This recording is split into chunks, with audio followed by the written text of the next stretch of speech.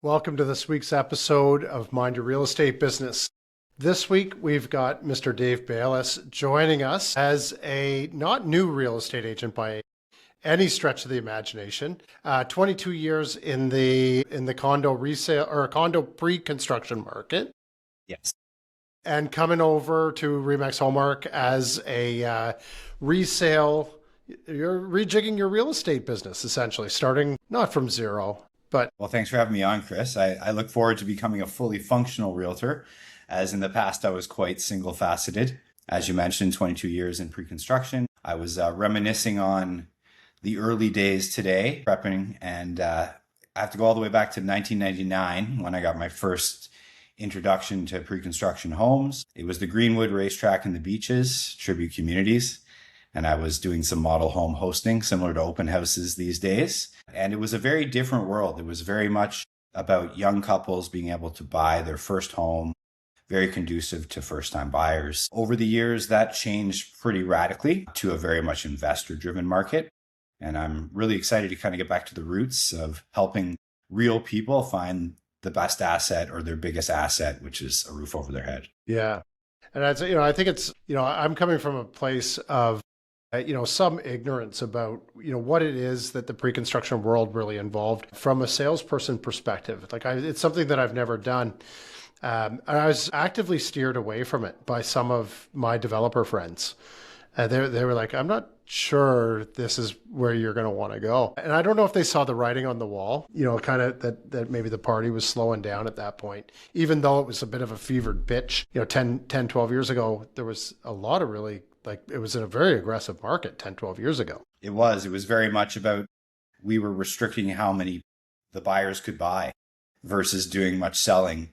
The big change happened after the 2008 recovery, after the subprime problems. That's when it really shifted from a product that was priced below resale that made it worth the wait for an end user to a hyper aggressive long-term rental based investment formula. And it was pretty easy to promote because we had such stable growth year in, year out. We were able to show about a 10-year run there of 7% growth per year. So often an investor would put down their 20%, wait 5 years, and have just almost automatically doubled their investment, and were able to buy another one. But a lot of factors, most notably a lack of trades to build all the buildings, shot costs through the roof. And it's now almost a 20 to 30% premium to buy pre-construction. So it's almost like the developers and their hard costs are taking your future appreciation from the onset. So that's not a recipe for success.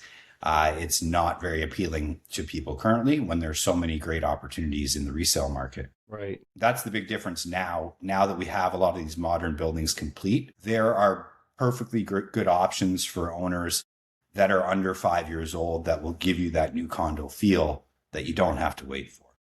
Right. Yeah, I've always been a bit of a believer that if you're going to buy something for yourself, it's better if you can actually walk into it and touch it versus having to wait for that thing. I agree. There was a lot of selling a dream. And as you probably got from your developer friends, there are so many elements that can lead to change. And where it went really smoothly for a while, when builders were able to sell out quickly, keep the construction quotes they had on file, and move forward with a profit. But as we saw when things got more challenging and the amount of marketing effort involved, the paying of outside realtors who really hijacked the market, and to no fault of their own. This is capitalism. But one thing I always found peculiar about the development business is they totally neglected Google presence. So when you search a project, say you're waiting on one in the Beaches, you're going to get 3 pages of realtor ads before you actually land on the developer page, where if you're searching for a car, you do not have that problem. You get the retailer at the top of the page. So it's a bit on the developers for neglecting that, because they have basically baked in a 4 or 5% commission on every sale, which obviously drove their prices up.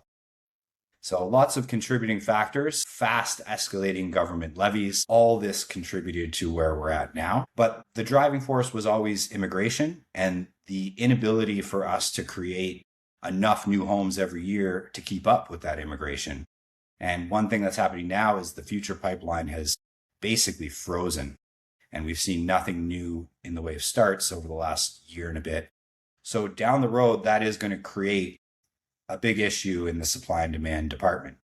So you think it's going to come back? I think it's going to come back, but what's going to have to happen is immigration needs to kick back in. We need a little bit more stability in our city and country because that was always a big draw to Toronto, a very stable market. But I think the biggest thing is we need to work through the 2 years worth of inventory that's currently sitting out there. And until that happens, there's just not going to be the urgency or demand to command the prices we saw before. Interesting. So let's do a little bit of a change of topic here, because I think you've demonstrated in a couple of minutes there you've got a lot of information when it comes to where you're coming from, but you've come in now to the resale end of it. Is the difference is that you had a product and people were coming to you versus what we're looking at now. Like I still think that there's a product, but the product is you instead of a condo or whatever. Now it's like your knowledge base and your ability to be able to help somebody through that process is the draw now. Yeah, it's true. I think the best way to put it is I went from being very much an employee to someone that is a business. And that's a very big difference, right? There's so many more elements to consider instead of just running down the same road of your sales, keep Dave away from the computers and go dance. This is a much more all-encompassing job and career. And I think of all the things you've said, the most simple and poignant would be intentional with your business. You can't just get a real estate license and expect business to come to you. And you have to stay true to your convictions, keep at it. It's a business that rewards over time, as opposed to something in the past where you kind of had a set date and almost a guarantee of 60-70% sales in a short period of time. That is a very different animal. I think it's interesting that you're like, yeah, it does convert over time. But that being said, so you've been with Remax Hallmark now for like 3 weeks, right? Yes. Something like that. And during that 3 weeks, you have worked 3 open houses. Yes. Tell us about that. Tell me what the result of that has been for you. Well, it's been really positive for me. It brings me back to where my skill set lies, but it's also promising to see those real couples, even in the chilly weekends in February, out there looking for a property. And it just really has kind of clued into me that this doesn't have to be all about crunching numbers. This is an amenity that people need, will always need, and in a city that remains very desirable. So I think that it's given me a lot of hope and promise. And also, as far as what's happening in the market, there hasn't been a day that someone hasn't come to visit one of those open houses, at least one or two. So there's activity going on. We're even seeing a couple properties in the last few days sell with multiples with 0 days on the market. So there's definitely an appetite for it. And I think a lot of the media that takes numbers and stats as a whole are not separating what's happening in Brampton versus what's happening in the GTA, and certainly not separating the condo inventory. But if you do segregate it, I'm not seeing huge dips in home prices. They are more affordable than they've been recently, but the good properties are still selling quickly.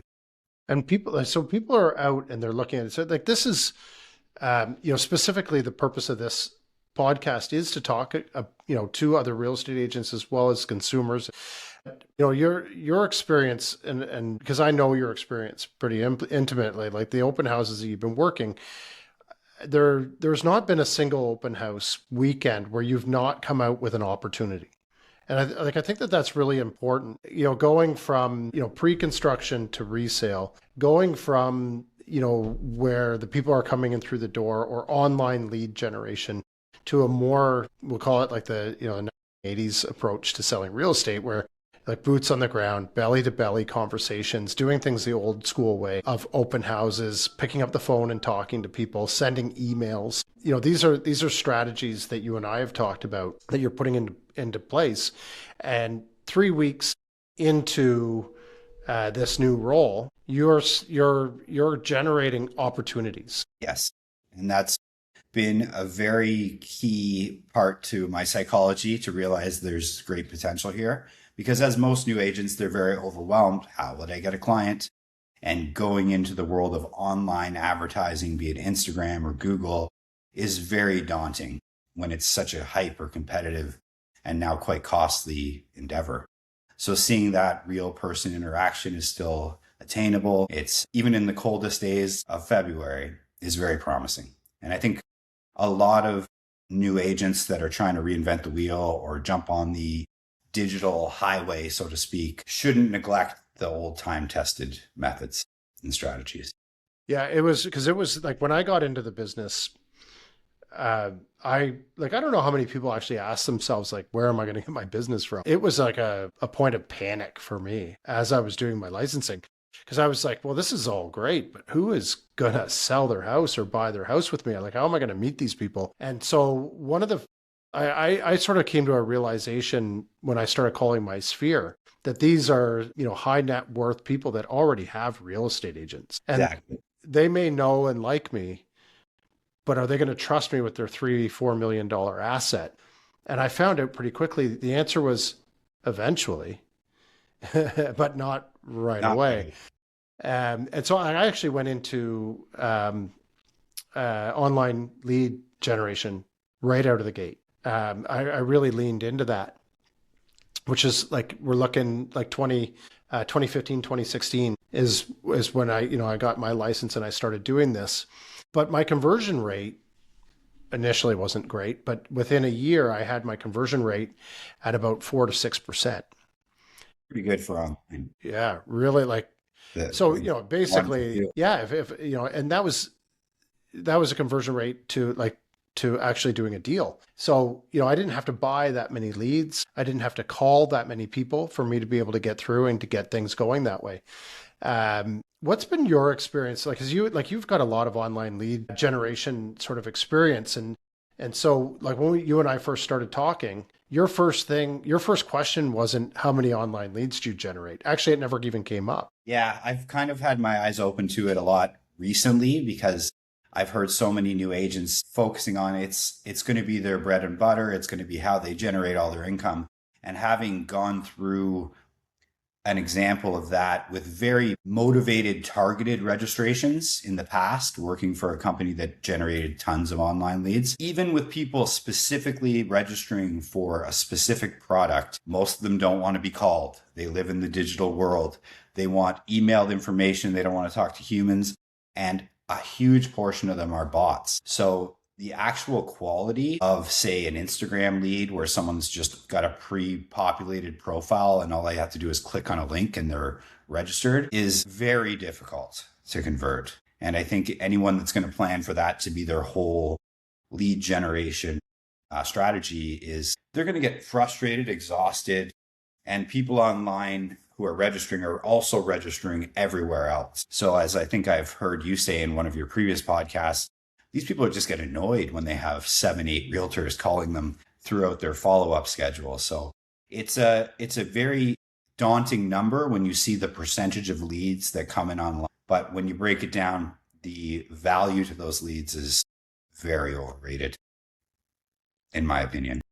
Yeah, I do want to qualify it because I think that there's a difference between, like a good lead. Like I think about Glengarry Ross, right? The leads aren't Yeah. garbage. It's I not need the good like, leads. yeah, yeah. But there, like, I think that there is a difference between good leads and bad leads and how they're generated. If they're generated with value versus, a spam type of approach.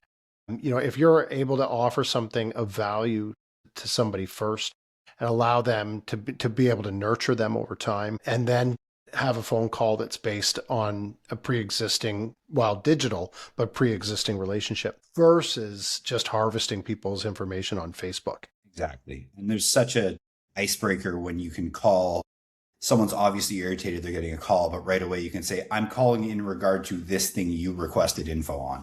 And that lowers the walls quickly and allows you to kind of get down to business. And you touched on something really important that was taught to me by a previous broker, that you absolutely have to be offering something in return if you want their info. To ask for some kind of learn more by clicking this button, you'll probably just get fake info. But if you're offering something of value, be it an exclusive price list for a condo project to a list of very exclusive off-market inventory, that's something people can't just get generically.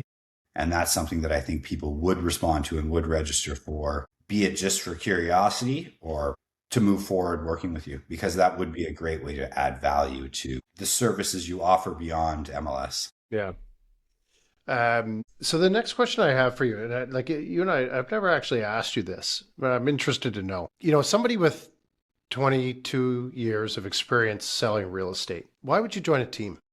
Based on my positions in the past were not conducive to creating a proper database. The contacts I made over the years were always property of development company or marketing company or wherever I was situated. As I mentioned before, is a very kind of you're in your lane, we're in our lane. And although we followed up with these individuals, when you left one site to go to the next, you lost access to all that information. And being such a small world from one developer to the next, you certainly wouldn't want to burn any bridges by violating those contractual terms. So that's the main reason. Also, over the last 10 to 12 years, the goal has been, how many realtors do you know to help sell out our condo project as quickly as possible?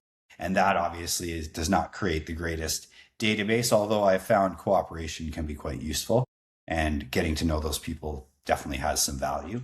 But I think anyone who's been in the business for 22 years, you'd assume would have a relatively substantial database, but that just shows how niched pre-construction sales was. And I did spend a little bit of time on the other side, but that was 9 years ago or so. And as I'm finding reaching out to those individuals, although it's going pretty well, great to catch up. 9 years is a long time. A lot happens. New business arrangements are created. And that's the biggest thing. Even if I got to meet someone, there was no strategy for follow-up. There was no strategy to keep them engaged. It was focus on the next project, sell that project, learn your competition. But past clients really weren't nurtured the way they should be. And do you think that's a symptom of that industry, or was it something that, like, had you have done that, had you have been a lot more conscious about that throughout the years of doing it, do you think you would have sold more pre-construction or had more people come to you?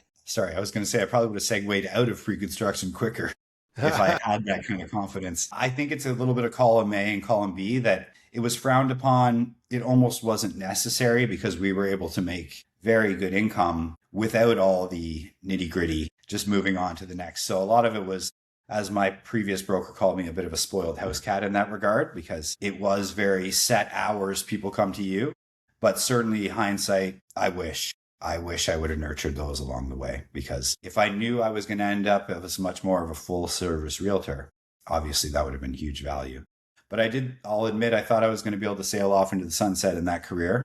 But due to some unforeseen and foreseen events, not a reality. And I think we've talked that I think it'll be a long time before pre-construction sales at any kind of volume makes a lot of sense. And by then, AI will be doing the job for us. Right.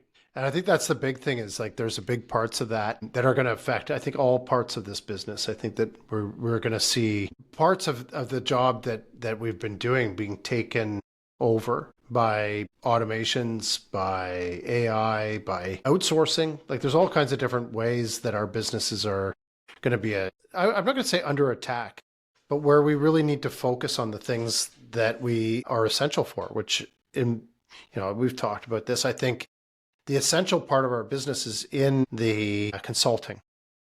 Consulting for sure. And also crisis management. That's still out of the realm of AI. When the last day before closing, something falls through, you're getting that call and you're going to have to fix it.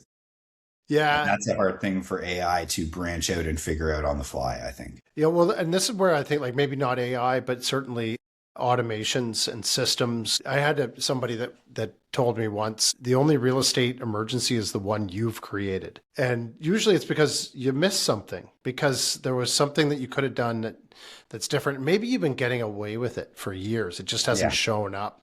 But this time it did.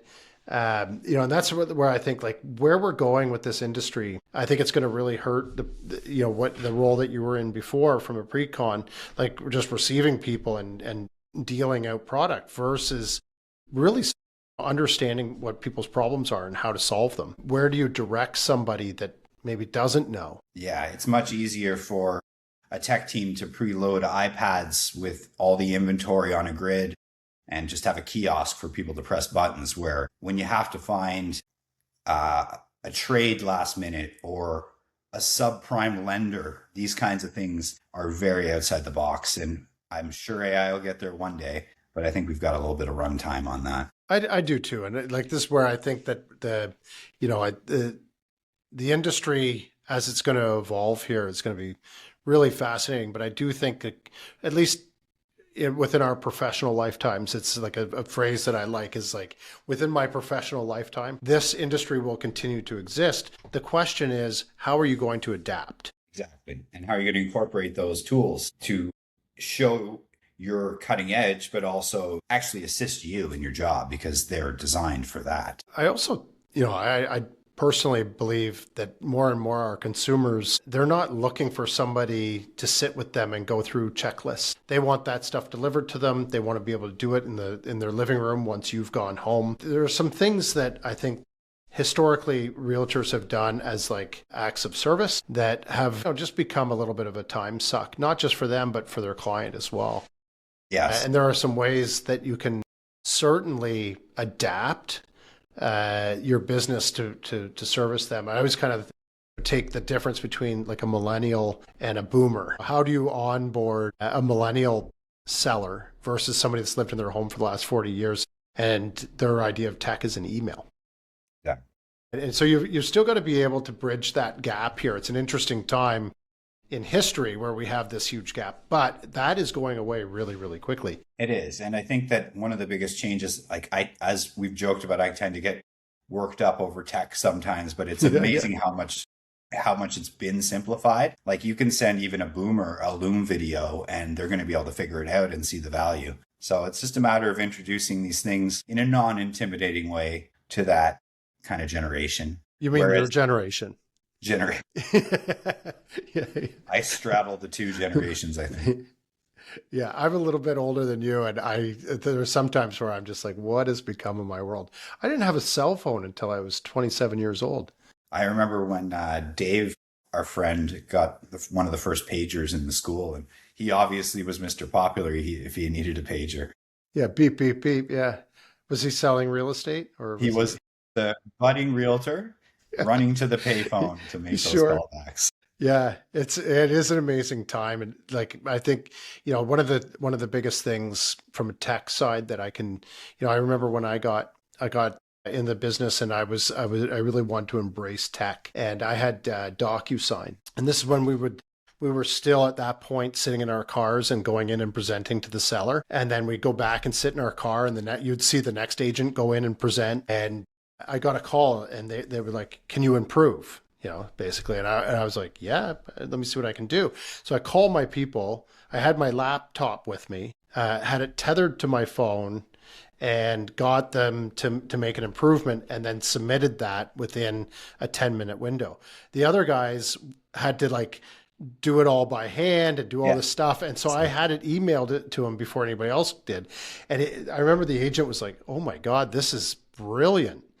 And then I did a tiny scanner thing. I had all the stuff on my phone, and I ended up getting the deal because of the tech. And I didn't my clients weren't sitting with me at the time. They were at home. And I was thinking that if you went back a few years before that, the clients would have to sit there with you in the car.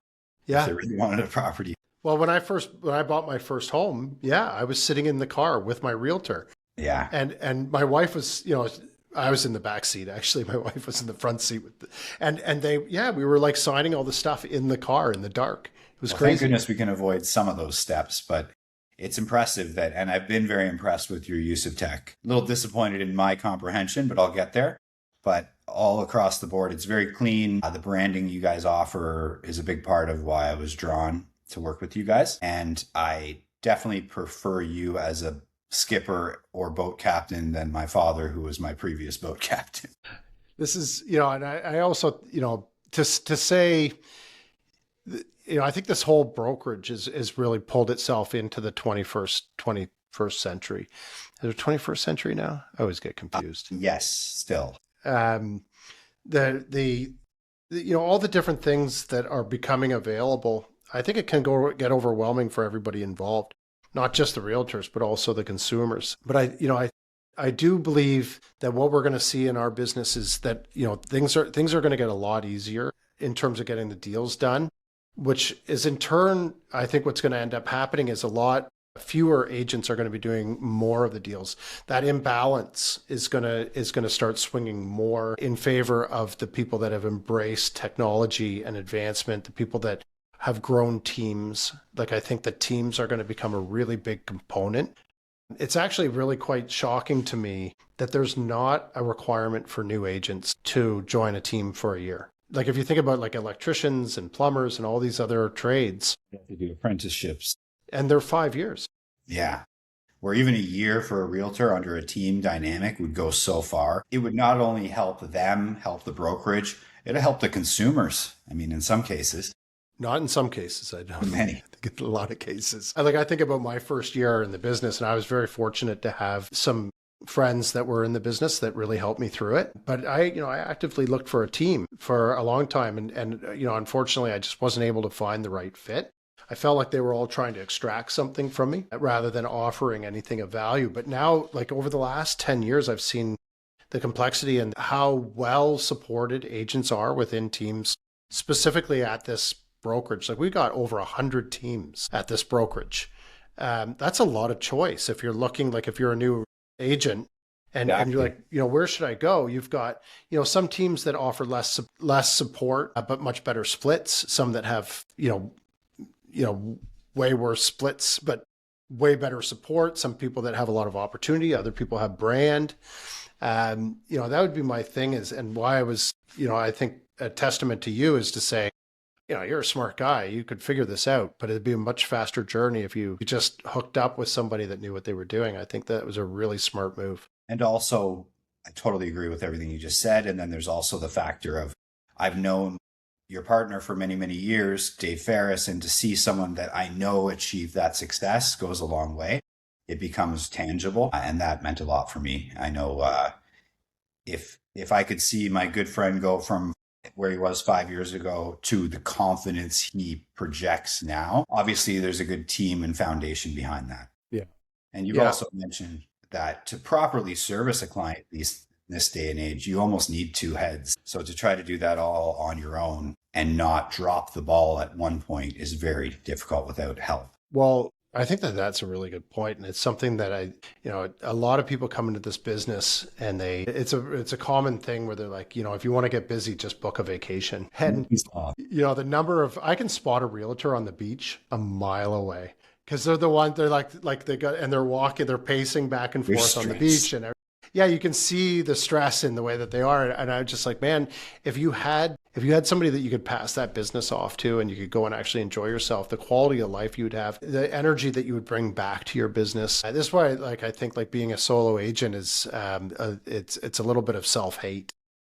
Yeah. Why make it so difficult on yourself? Yeah. You don't get to step away. The phone's always ringing. You feel like you're always on call. That's no way to live. I tried it for a long time. It's hard. Work-life balance is important. And on the topic of teams and branding, it helps when you have such a strong brand like Remax behind you. It's been established for so many years as the top tier, or at least amongst the top tier of trusted names in real estate.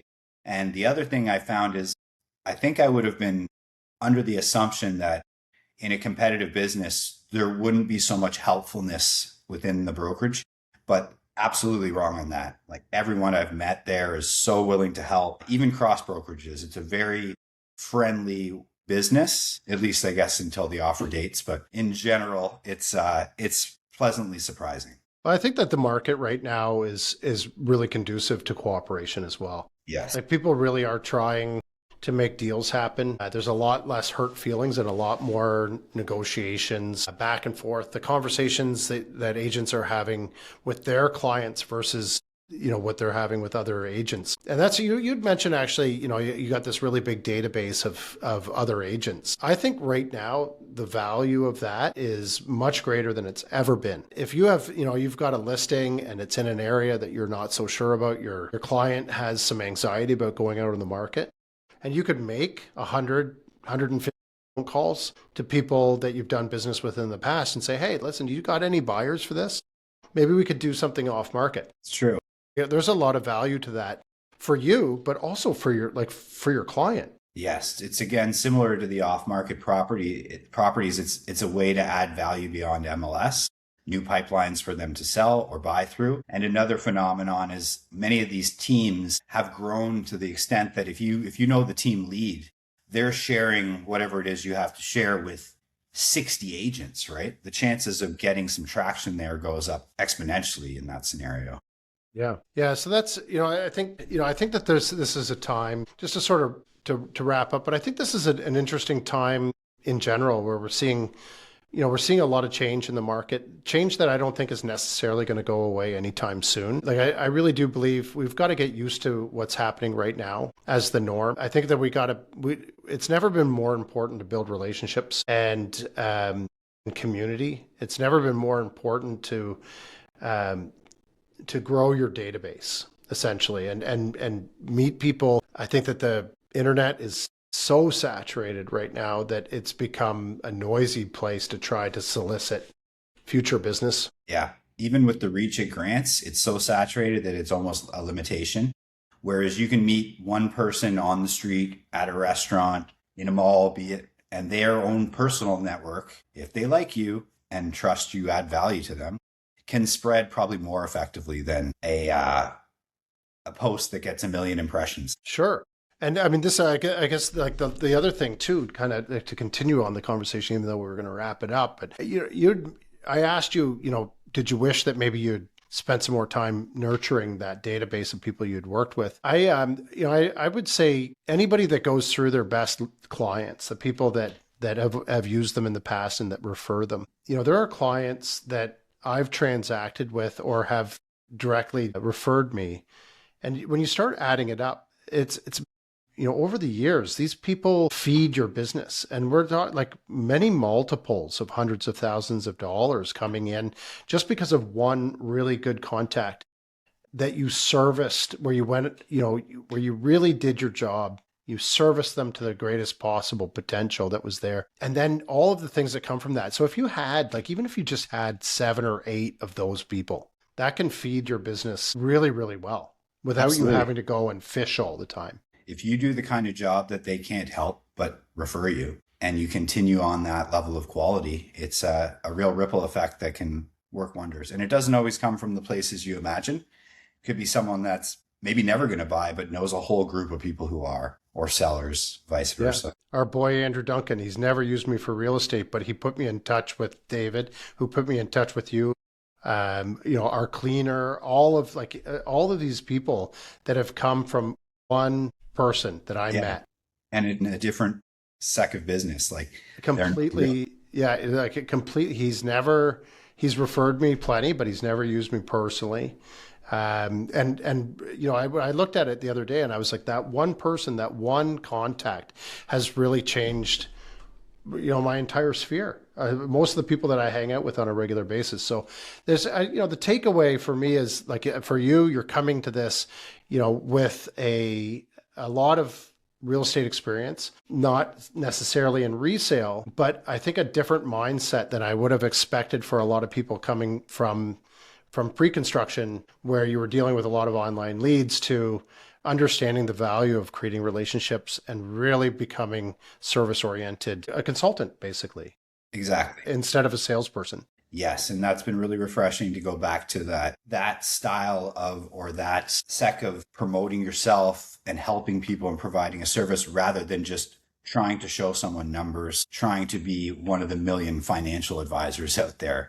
It's much more rewarding to be helping real people find homes. Well, Dave, I, of course, wish you all the best of success. I know you're going to find it. It's you're in the right place. Certainly, this environment has, for me, been absolutely outstanding, and you surround yourself with winners. You can't help become a winner yourself. So, very happy to be able. All right. Thanks so much. Take care.